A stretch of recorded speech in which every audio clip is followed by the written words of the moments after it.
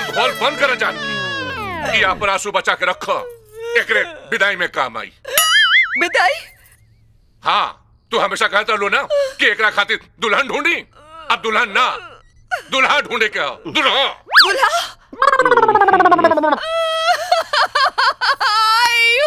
दादा, ये का हो गए? ये बेटे कैसे हो गए? अब हम का करें दादा? अब दादा से का पूछत बाड़ू? अपने आप से पूछो। हमेशा अगर गलती छुपावत रहलू हो, अब तू ही भोगा भोगा।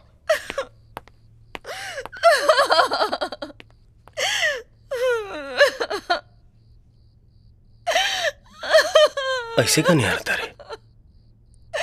माई से बोल कि हम चेंज नहीं के भाई, अभी हुए बानी। जी दीदी। चुप हो जा माई, भैया लड़की नहीं खे भइल।